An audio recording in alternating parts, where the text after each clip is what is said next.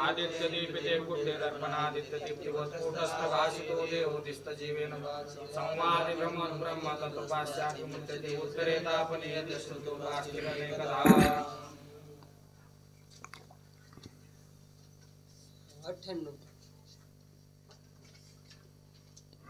98 तत्वेदेदि न ध्यायेत् प्रवर्तेत सदा बहिः प्रवर्ततां सुखिन अयं को बाधो अस्य प्रवर्तने. कालचा आपला होणे लगे तत्ववेत्ता आणि ध्यानी ध्यातात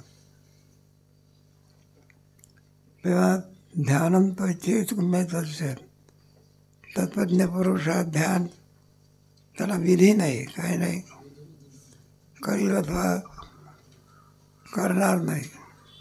कारण का बरं तर वेदनांमुक्ती सिद्धीचा एकदा अशी स्थिती आहे, परमोच्च स्थिती, ज्या स्थितीवरती गेल्यानंतर कृतकृत्यस्य असे.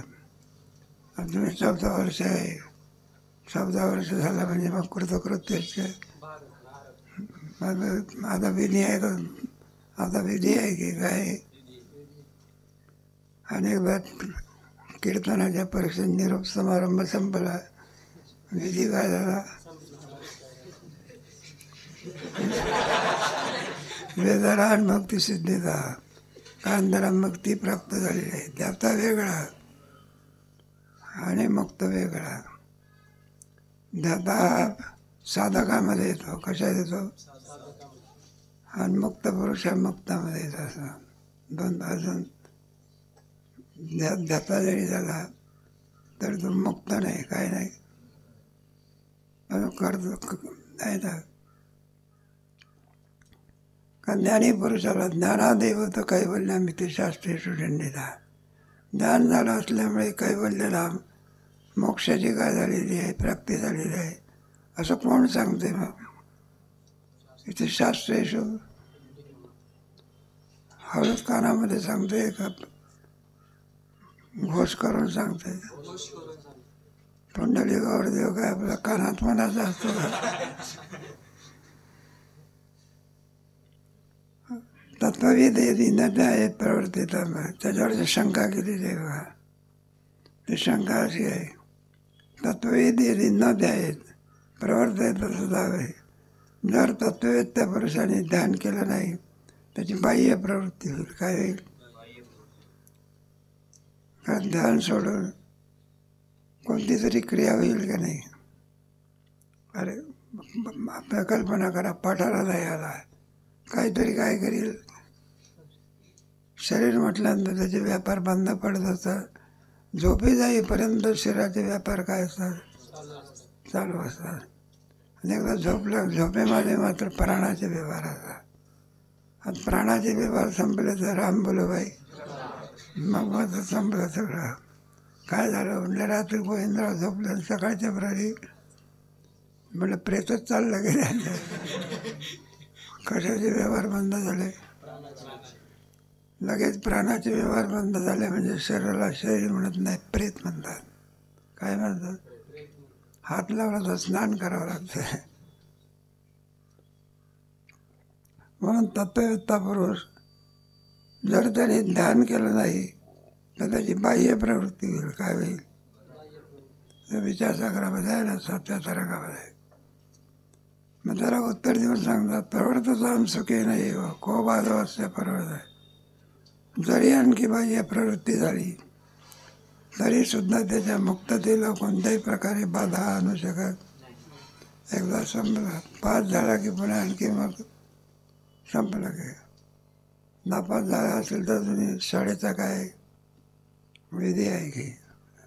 आपली एक बाई, तिला 2 पोरं शाळेमध्ये शिकवत होते. एक पोरगा आला, आई म्हणलं मी चांगल्या प्रकारे काय झालो, पास झालो. मग त्या बाईने सांगितलं, म्हणलं काही हरकत नाही, मुलगा चांगला निघाला, कर्तृत्ववाद निघाला, चांगल्या प्रकारे मार्क मिळवले, मुलाचा हे केलं पाहिजे. पण पेढा द्यायला काय केली, सोडा. तितक्यात लहान पोराला ते बुड्या मारत आला. त्याला म्हटलं तुला इतका आनंद कशाचा काय झाला? म्हटलं गुरुजी म्हणतात तू नापास झाला म्हणून. तेव्हा नापास शब्दाचा अर्थ कळालेला आहे. ज्या अर्थी नापास झाला तरी पास होईपर्यंत तुझं काय कर्तव्य आहे.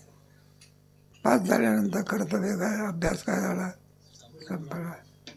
पण नापास जरी झाला तरी पुन्हा आणखी अभ्यास जसा तर मग जोपर्यंत मुक्त होत नाही तर ज्ञाता जरी असला, आलं का लक्षात, अजून काय झालेलं नाही तो मग ध्यान करणं त्याचं काय आहे. तत्ववेत्ता पुरुष आहे तो ध्यान करील अथवा त्याला मी शास्त्रविधी सांगू शकत. वर्तताम सुखी नाही को बाधव असे प्रवर्तन आहे. तेव्हा तो जरी प्रवृत्तीमध्ये असला तरी त्याच्या तत्ववेत्याला प्रवृत्ती बाधा करू शकत. एकदा संपलं की नापण पास झाला की शाळेतलं कर्तव्य त्याचं, त्या वर्गातलं कर्तव्य काय झालं ते. पण जोपर्यंत पास होत नाही तो पुन्हा परीक्षा द्या, पुन्हा परीक्षा द्या. समजेमध्ये आता इतकं नाही आहे काही काळजी करण्याचं.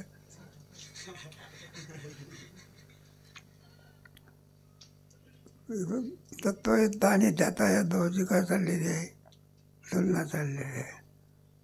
त्याता जरी असला तरी तो चतुर्दशीचा चंद्र आहे आणि त्याचा कोणता आहे, पौर्णिमेचा आहे. चांगले मोठा आहे, भाज नाही त्याच्यामध्ये, ते पण पूर्णत्व नाही, काय नाही. अजून काय आहे, अपूर्ण आहे. 50 पैकी जरी 49 मार्क मिळाला तरी अपूर्णच आहे. काय आहे, एक का होईना. पण आमच्याकडे एक विद्यार्थी होता बा, डोळे लाल झालेले आहे. आम्ही त्याला विचारलं, म्हटलं इतकं डोळे लाल होण्याचं कारण काय आहे? तुला मार्क भरपूर मिळाले म्हणून. म्हटलं मार्क जरा 50 पैकी 49 मार्क मिळाले. म्हटलं त्याचा परिणाम असा की तुला रात्रभर काय नाही. तर म्हणलं तसं काही नाही. मग डोळे लाल होण्याचं का, रात्री म्हणलं झोपच आली नाही का बरं? तर मला लागले म्हणले चिंता, 50 पैकी 49 1 मार्क तरी का कमी मिळाला? म्हणलं रात्रभर काय नाही. किती मार्क कमी मिळाला? म्हणलं आम्हाला 50 पैकी 15 मिळाले. रात्रभर झोपलं. दृष्टांत आपला संपला. म्हणून तत्ववेत्ता म्हणजे संपलं सगळं. परमोच्च स्थिती म्हणजे ज्याच्या पलीकडे आता सा काष्टा सा परागती. आता दुसरं काही मिळवायचं येते गुह्यतमं शास्त्रमिदं वाटतं. एतद्वद्वा बुद्धिमानचा कृतकृत्यक्ष. तो कोणताही व्यवहार करील तरी त्याला तो व्यवहार बाधा करू शकत नाही. एकदा पास झाला ना, किती प्रयत्न केला तरी तो आता नापास संज्ञेला प्राप्त होत नाही. परमोच्च स्थिती म्हणतात गीतेमध्ये. ठिकठिकाणी अशा ब्राह्मस्थिती. मग त्याचा कोणत्याही याने जरी व्यवहार केला तरी त्याच्या मुक्तीमध्ये काही नाही, खंडन नाही. को बाधव असे पडता अतिप्रसंग आहे चेत प्रसंगम तामद हिरिय प्रसंगो विधिशास्त्रम चेत तत्वविदम प्रति नाही. ध्याता आणि ज्ञाता या दोघांची तुलना चाललेली आहे. अतिप्रसंग आहे तिचे प्रसंगम तव हो म्हणले बा तत्ववेत्ता जरी झाला बरं का, बाह्य प्रवृत्ती होत असेल तर अतिप्रसंग येईल. अतिप्रसंगाचा अर्थ तो विधीचा किंकर होईल. काय होईल तो? मला त्याला अतिप्रसंग कोणता आम्हाला तो समजावून काय कर. अतिप्रसंगम तावद हिरिय. म्हणला अतिप्रसंग त्याला तत्ववेत्याला कोणता आम्हाला सांग. प्रसंगो विधिशास्त्रमचे आणि तत्वविदम प्रति नाही. अतिप्रसंग म्हणजे तो विधिशास्त्राचा किंकर झाला. जोपर्यंत जीवत्वदशा आहे मनुष्य देहातल्या जीवाला, तोपर्यंत विधीचा धोका आहे. विधीची आज्ञा त्यांनी काय केली पाहिजे? कोणत्या शरीरामध्ये? पुढे आहे तुम्हाला विधी आणि निषेध कोणत्या शरीरामध्ये? मनुष्य शरीरात आहे. मनुष्य शरीर करून कोणते नाही. इंद्राला सुद्धा विधी नाही आणि काय नाही, निषेध नाही. विधी निषेधाचा किंकर कोण आहे? आणि विधी आणि निषेध शास्त्राने मनुष्य देहाला सांगितलेले आहे. विधी म्हणजे काय, निषेध म्हणजे काय, याचं शास्त्रामध्ये पुष्कळसं काय केलं. विधी म्हणजे विहित कर्म आणि निषिद्ध म्हणजे निषिद्ध कर्म. विधी आणि निषेध दोन प्रकार सांगितलेले आहे. अतिप्रसंग इथे चेत, त्याला विधी निषेध येतील असं जर म्हणशील तर प्रसंगांत अवधी आम्हाला कोणता विधी निषेध आहे आम्हाला सांगतो. प्रसंग विधिशास्त्रमचे, प्रसंग म्हणजे विधिशास्त्राचा किंकर होईल. विधी आणि शास्त्र तत्ववेद त्याला नाही. तत्ववेदम प्रतिविंदम आहे का विधिशास्त्र? विद्यार्थ्याला ते नियम काय केले पाहिजे? पाळलेच पाहिजे. आणि शिक्षकाला त्याचे नियम आहे काय? शिक्षकाला त्याचे काय नाही, नियम नाही. कारण काय, तुम्हाला अजून परीक्षा पास झालेली नाही, काय झाली नाही. आता परीक्षा काय झालेलं आहे, मग त्याला काय नाही, नियम नाही. आणि बाकी त्याला काय आहे का नाही. एखादा विद्यार्थी वर्ग आहे, त्याला पाठाला आलाच पाहिजे हा काय विधी आहे. आणि त्याचा हजेरीवर काय नाही, त्याला तर कोणता विधी नाही.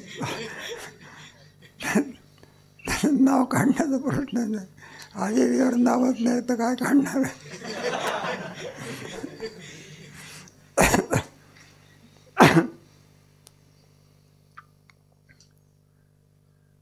मला विधी कोणाला आहे त्याच्याकरता खालचा श्लोक आहे. वर्ण, आश्रम, वय, अवस्था, अभिमाना यस्य विद्यते तस्यैव निदेश विधया सकला अपि. वर्ण, आश्रम, वय, अवस्था याचा अभिमान झाला आहे. यस्य विद्यते तस्यैव निषेधाच विधया सकला अपि. आपल्याला वर्ण आहे ना, आश्रम आहे, जात म्हणतात त्याला. वर्ण म्हणजे ब्राह्मण, क्षत्रिय, वैश्य, शूद्र, हा त्याच्यापर्यंत आपल्याला काय आहे, अभिमान आहे. आश्रम म्हणजे ब्रह्मचारी, गृहस्थ नाही का, वानप्रस्थ, संन्यास, त्याला आश्रम म्हणतात. पुढे वय अवस्था, लहान मुलाला विधी नाही का. बाल मुलं असताना त्याला स्तनंदे, किशोर अवस्था, कोणती अवस्था त्याला काय नाही, त्याला काय कळतं का, असं थोडंच आहे.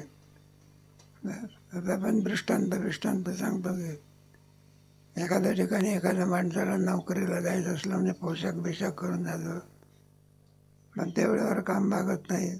लहान मूल पाळण्यामध्ये असतं, पुन्हा पुन्हा पाहून काय करत होतो.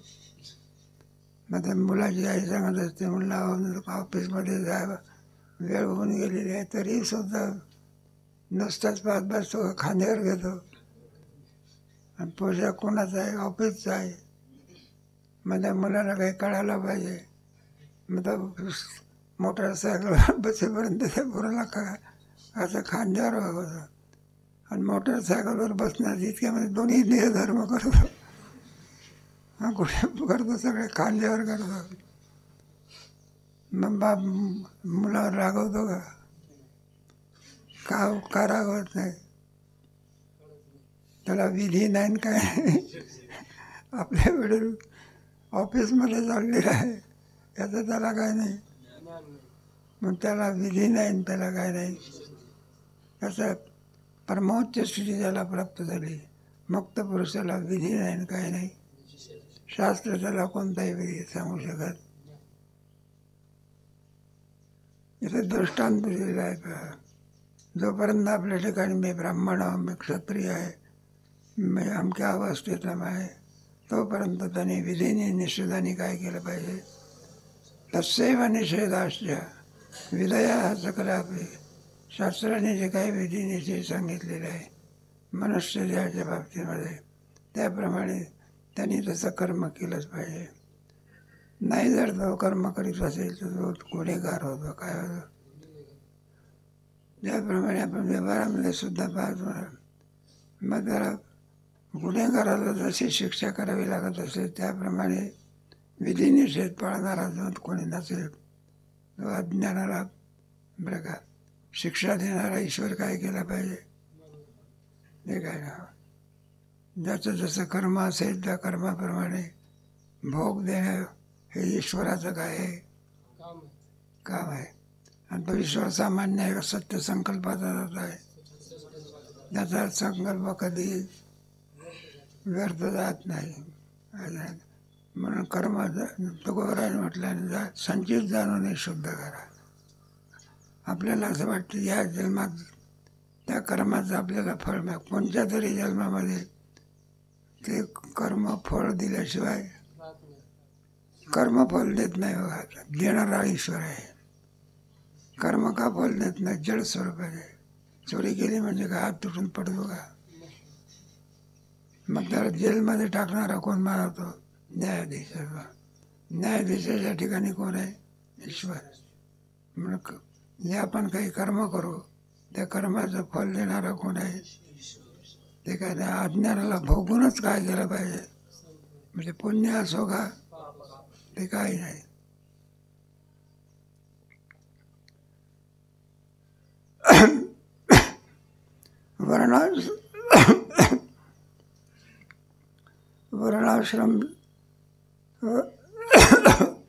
वर्णाश्रमादयादेहि मायया परिकल्पिता नात्मनो बोधरूपस्येत्येवं तस्य विनिश्चय.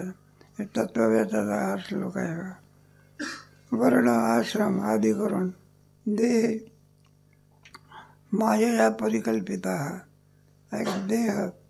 देहाच्या ठिकाणी आश्रम वर्ण आदी करून जे काय हे खरोखर कोणाचे आहे हे सगळे आलेले माया परिकल्पित आहे. मायेमुळे आपण आहे ना, देहभावाला आपण कोणत्या याच्यामुळे झालो? मायेमुळे. एक आला की सगळं, देह आला की मग सगळं आला की जाती आली, वर्ण आला, सगळं हे कोणाच्यामुळे आलेलं आहे? माया फरक. मायेच्यामुळे आपल्याला हा सगळा विभाग आलेला आहे. वास्तविक परमात्मा स्वरूपाच्या ठिकाणी याचा काहीही संबंध नाही. कारण आपण शरीराचे काय घेतलेले आहेत? तादात्म्य घेतले आहे. मग शरीराचे सगळे धर्म कोणाकडे आले? एक तादात्म्य घेतलं की आपली गोष्ट बिष्ट तुम्ही ऐकले, हो म्हटला गोविंदराज धावत धावत चालले, कुठं चालले? जरा थांबा थांबा थांबा. तो म्हणतो वेळ नाही. अहो इतका गडबडीत नाही म्हणजे डॉक्टरकडे जायचं. कोणते आपलं कोणता आम्हाला डॉक्टरकडे तुमचं काही दुखतं का? असं म्हणलं आमचं काही दुखत नाही. मग डॉक्टरकडे जाण्याचं काम म्हटलं आमचं काही दुखत नाही. पण कोणाचं दुखते? मिसेसचं दुखते. दुखते कोणाचं? मिसेसचं. धावत जातो कोण? काय संबंध आहे? तादात्म्य. त्याप्रमाणे आपण या जड स्वरूपाशी काय घेतलेलं आहे? म्हणजे सगळे धर्म कोणाचे आहे? आपले का? कोणाचे आहे? ते 3 शरीराचे. स्थूल सूक्ष्म आणि जन्म मृत्यू कोणाचा धर्म आहे? स्थूल देशाचा. धर्माच्या बरोबर कुठं आत्मा मरत असतो का? आत्मा जसाच्या. मग आपण सगळे धर्म. मुक्त अवस्था. मुक्त अवस्था म्हणजे काय? शरीराची तादात्म्य सुटणे, यालाच कोणती अवस्था म्हणतात? याचे ना अंक होतो. मग वेदांतशास्त्र काय करत असते? त्याचा परिच्छिन्नपणा घालवते. मी देह आहे वृत्ती घालवते. मी ब्रह्म आहे, मी ब्रह्म आहे हे ज्ञान तिथं मावळून जात असते. असे जे असते देहीच विदेही म्हणजे सगळं मायेने कल्पित केलेलं आहे. नाही का. ज्ञान काय करते, यावून तू काय आहे, वेगळं आहे तुझ्याशी याच्याशी. मग शास्त्र काय पंचदशीचा तिसरं प्रकरण काय सांगते, तो स्थूल देह नव्हे, तो कोणतेच हे नाही, तो नाही का, कोणताच कोष तू नाही. अन्नमय कोष नाही, प्राणमय नाही, मनोमय नाही, बुद्धिमय नाही. मग आहे तरी कोण, या कोशाचा प्रकाशक. तो कोण आहे, कोशांत भिन्न असून कोशाचं प्रकाशन करणारा कोण आहे. मग माया परिकल्पिता नात्मनो बौद्धस्य वैद्यम तस्य निश्चय. नात्मनो बौद्ध रूपस्य, आत्मस्वरूपाच्या ठिकाणी त्याचा काही संबंध नाही असा तत्ववेत्याचा काय असतो, निश्चय असतो. आणावा लागत असतो का असतो, काय मी मनुष्य आहे हा निश्चय करत बरोबर असतो आपल्याला. तुम्ही मनुष्य नाही म्हटलं तरी आम्ही मनुष्य आहोत, आणि आहे म्हटलं तरी तुमच्या नाही म्हणण्याने आमची सिद्धी होत असते का, असा निश्चय करावा लागत असतो. काय एकदा पूर्णत्वाने ज्ञान झाले, निश्चय विषय सगळा काय झाला, संपला. समाधिमत कर्माने आणि मा करोतु वा हृदयस्थ असणं एव मुक्त येतमोत्तमशय. समाधिमत कर्माने करोतु वा. तत्ववेत्ता पुरुष त्याला शास्त्र कोणताही विधी सांगू शकत नाही. समाधीमत जो कर्म करील अथवा कर्म करणार, तो समाधीमध्ये असेल अथवा समाधीमध्ये. का बरं असा एवढा त्याला विधी नसण्याचं कारण काय आहे, तर हृदयेन असता सर्वस्था मुक्त एव त्याचं समास. हृदयेन असता सर्वस्था, ज्याची जीवग्रंथी संपलेली आहे. जीवदशा काय झालेली, जोपर्यंत ज्ञान आहे तोपर्यंत जीवदशा आहे. एकदा जीवदशा संपली, लाकडा जोपर्यंत अग्नी लागत नाही तोपर्यंत लाकडा, एकदा अग्नी लागला की लाकडं काय झाली, संपले. नाही का.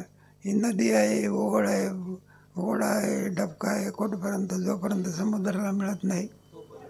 एकदा समुद्राला मिळाला की ओढ सगळी नावं काय झाली. मग मी मनुष्य आहे, अमका आहे, तमका आहे, शहाणा आहे, मोठा आहे, मरणार आहे. सगळे धर्म कुठपर्यंत ब्रह्मस्वरूपाला प्राप्त होत नाही. आणि एकदा ब्रह्मस्वरूपाला प्राप्त झाल्यानंतर याचा काहीही संबंध, काहीच मी नव्हे, कोणी गावी जा याचा आमच्याशी. मग तुम्ही आहात तरी कोण, अनुरेणू या चौकडा तुका आकाश. मी वासुदेव अशा बोधाला काय होत होतं. हृदयेन असता मुक्त आहे सर्वोत्तम. सर्व असता म्हणजे वासना ज्याच्या संपन्न केले. मुक्तावस्था म्हणजे काम क्रोध लोभ. आपल्याला असं वाटत असते आपल्या ठिकाणी कोणत्याही प्रकारे विकार नाही. विकार नाही का अजून त्याच्याशी संबंध आलेला आहे. विकार आणावा लागतो की आहे बरं का. त्याच्या विरुद्ध तो तत्वज्ञ पुरुष असे आणावं लागत असतो का नाहीच. नाथ महाराजांना राग आणावा लागला का, मुळात नाही. थोडी गोष्ट आणावं लागला बघा. काय ते नाथाला काय येत नाही, राग येत नाही काय. मग लोक म्हणत होते, मग एकाने सांगितलं, म्हटलं काय हरकत नाही, तुम्ही नाथाला काय करू नये, राग आणून दाखव. तोही म्हटलं बरं आहे, आपल्याला पोराची भाऊन व्हायची आहे, ठकूचं लग्न व्हायचं आहे, काही पैसे बिसे मिळाले आणू की. काही राग आणण्याची ठिकाणं असतात. ते मग याच्यावर गेलं की माणसाला काय तो राग येतच असतो की काय नाही. राग आणण्याची ठिकाणं असतात ना. एखाद्या पोराने आपलं एक चप्पल ठेवली आणि एक चप्पल सोडून दिली, माणसाला काय तर त्याचा राग येतो. राग आणण्याकरता म्हणून नाटमार पूजा करता वाटलं होतं कुठे, आणि जोड्यात सहित गेला बघा. नाटमार म्हणलं काय प्रेम आहे ब्राह्मण बाबा तुमचं, अहो तुम्ही जोडासुद्धा काढायचं विसरून गेला. कुठं काय म्हटलं प्रयत्न केला पण रागाने यांना राग आलेला आहे. आता दुसरा प्रसंग बघा. मग आता जेवायच्या वेळेला म्हणजे ब्राह्मण भाऊ आपल्याकडे जेवण करून जायचं असं तसं जेवायला बसले बा. आणि गिरजाबाई वाढायची बा. मग यांनी काय केलं, राग येण्याकरता तिच्या पाठीवर उडी मारली कशाला. नाथ महाराज म्हणायला लागले, म्हणले बघा ब्राह्मण भाऊ पडेल की सांभाळून. ती मंडळी म्हणायला लागली, मला घरी पंडिताला सांभाळण्याची काय. चांगल्या प्रकारे असं आहे. कारण जरी झाली तरी राग येत मुक्ताची अवस्था आहे. आणि आपलं कारण झालं की राग आल्याशिवाय राहत नाही. मग आपल्याजवळ नाही का अजून त्याचा उदय झालेला आहे. आणि संतांच्या ठिकाणी निमाली ठाईची लयरूप निवृत्ती आत्यंतिक निवृत्ती म्हणजे तुकोबार आहे म्हणा. आणि मुक्त अवस्था कोणती अवस्था आहे, ज्याच्या वासना सगळ्या काय झालेल्या आहे, वासना निमाली संभळाची दृष्टांत आलेलं आहे. हृदय नासता सर्वस्था, सर्व हृदयामध्ये असलेल्या वासना निघून गेलेल्या आहे. त्यालाच कोणती अवस्था म्हणतात, मुक्त अवस्था. उत्तम सर्वात उत्तम स्थिती कोणती आहे, मुक्त अवस्था. याचं इथे वर्णन केलं आहे.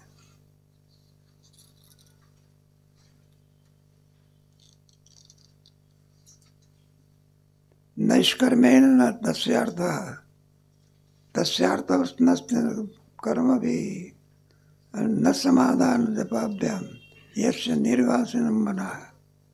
नैष्कर्मेण न तस्यार्थ, बरं का, तस्यार्थ होणं नसतं कर्म भी. नैष्कर्मेण नस्यार्थ त्याला बरं का नैष्कर्मी अवस्था असते. एकदा माणसाला आणखी अहम ब्रह्मास्मी अशी वृत्ती उत्पन्न होऊन ज्या अहम ब्रह्मास्मी वृत्तीने देवहम या वृत्तीला काय केलेलं आहे, घालवलेलं आहे. अहम ब्रह्मास्मी वृत्ती काय करते, देवहम या वृत्तीला काय करते, मग आता कोणती वृत्ती आहे, अहम ब्रह्मास्मी. पण या अहम ब्रह्मास्मी वृत्तीसुद्धा ज्या स्वरूपाच्या ठिकाणी मी ब्रह्मा ही वृत्ती नाही, मी देह आहे ही वृत्ती नाही, मी ब्रह्मा आहे ही, याला नैष्कर्म्य अवस्था. सर्वात उच्च स्थिती म्हणजे नैष्कर्म्य अवस्था. नाही का तुमच्या याच्यात साधुबोध झाला आणि पुढे ठाई समोर आला, कापुराच्या वाती ठाई समाप्ती. कापूर अग्नी काय करतो, कापराला जाळून टाकतो. आपणही शिल्लक राहत होते, आपणही काय जात होतो, त्याला नैष्कर्म्य अवस्था असं म्हणतात. न तस्यार्थ, त्याला आता काही नैष्कर्म्य अवस्था मिळवण्याचं साधन राहिलेलं न कर्म. कर्म करून त्याला काही मिळवायचं आहे का, आता संपलं की नाही ना. देवळाची या कामा तुमच्या गीते भक्ताच्या लक्षणामध्ये सांगितलेलं आहे. अद्वेष्टा सर्वभूतानां मैत्रकर निर्ममो निरंकार. पुढचा श्लोक संतुष्ट सततम योगी यथात्मा. त्या लक्षणामध्ये सांगितलं. त्याला काही आता कर्म करून मिळवायचं आहे असं काही शिल्लक राहिलेलं न. तस्यास्ति कर्म भी न समाधान जपाभ्याम. समाधान प्राप्त करून घ्यायचं आहे का तो ब्रह्मस्वरूपाला प्राप्त झालेला आहे. आपल्याला कुठे आहे, झाले समाधान पाय घुसावले. संतांच्या दर्शनामध्ये समनाम ब्रह्माधान नाम व्यक्ती, बरं काय, ज्याला स्वस्वरूपाचं प्रत्यक्ष झाले त्याला समाधान म्हणतात. नाहीतर आपलं काय सगळं मानायचं समाधान असं अंतकरणामध्ये तळमळ असेल. तळामध्ये मळ आहे पुढे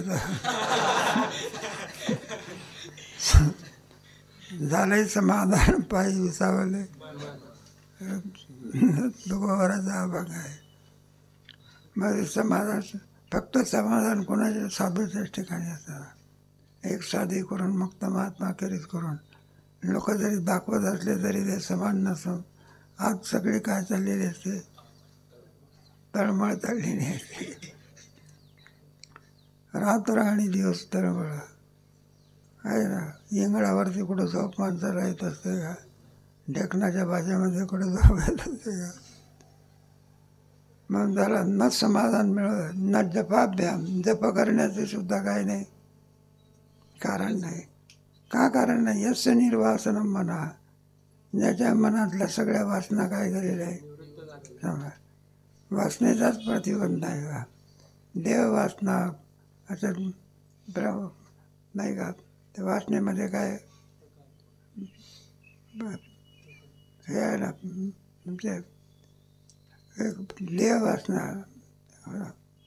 जी बांधते त्याला वासना असं म्हणत असतात. कोणी एक रस्त्याने चाललेला होता, एक आंब्याचा काय होतं झाड होतं बघा, आणि त्याला मधुर आंबे आलेले होते आणि ते पाडाला आल्यासारखे आपले दिसायचे. मग त्याने मोठ्याने चाललं होते, जाऊन झाडं पाहिलं आणि इकडे तिकडे पाहिलं, कोणी काही दिसेना म्हणून त्यांनी जाऊन आंबा काय केला, तोडलं बघा. अगदी भरपूर आपले संस्थेतलं झाड आहे ना, त्याचे 1-2 पाण्यात तोडून काढले म्हणून त्याचं 2-3 फांद्या होत्या त्याचं तोडून काढलं तर म्हणलं काय. आणि त्या जर तोडल्या नसताना तुम्हाला झोपून आंबा तोडतो आला.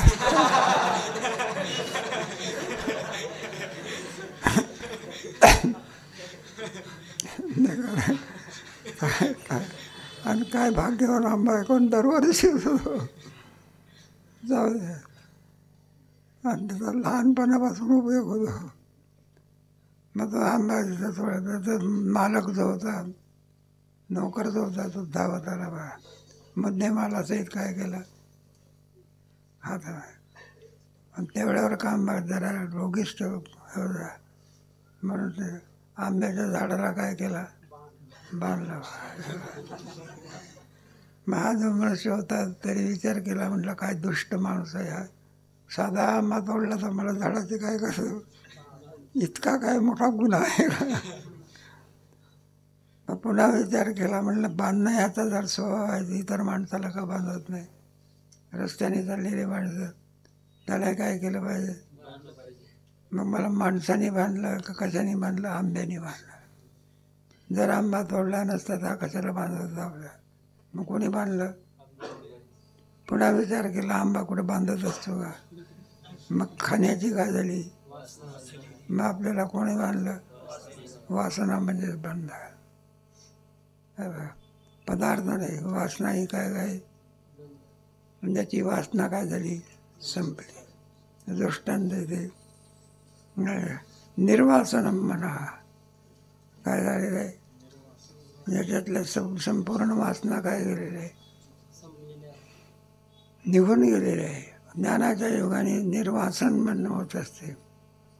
वासनेचं बंधन कोणाचं आहे? वासनेचं काय आहे बंधन? ज्ञान काय करते? वासनाच काय कर, वासना निमाली मग ते न समाधाभ्याम जपाभ्याम यस्य निर्वासन म्हणा. ज्याचं मन आहे आणखी काय झालेलं आहे, हे झालेलं आहे, त्या माणसाने आणखी ज्याला नैष्कार्य स्थितीत असलेल्या माणसाला कर्म म्हणा, समाधान म्हणा, जप म्हणा करण्याचं काही कर्तव्य शिल्लक राहत का? निर्वासन म्हणा. पण ते भक्तिशास्त्रामध्ये मन हे राम झाले, मन हे प्रवृत्ती ग्रासुनी कशी. एकदा मन परमात्मा स्वरूपाच्या ठिकाणी, कारण परमात्मा स्वरूप हेच त्याचं स्वरूप आहे. मन हे मनुष्यानाम, इंद्रियामध्ये मन कोण आहे? परमात्म्याचे. अरे हे सांगितलं आपल्याला कोणत्या ह्याच्यामध्ये, मी पांडवानाम धनंजय. पांडवामध्ये अर्जुन कोण आहे? आपले हे सांगितलं तसं इंद्रियामध्ये मन कोणाचं आहे? मी हो. बरोबर. इंद्रियानाम म्हणजेच परमात्मा स्वरूप आहे. मग अशा स्थितीमध्ये त्याच्या ठिकाणी आपलं काय, त्याला समाधान आणण्याची, जप करण्याची काहीही आवश्यकता बोललेली. आणखी हे सगळं निर्वासन मन होण्याचं कारण काय आहे पुढच्या श्लोकात सांगायचं आहे, त्याचा विचार कधी करू आपण.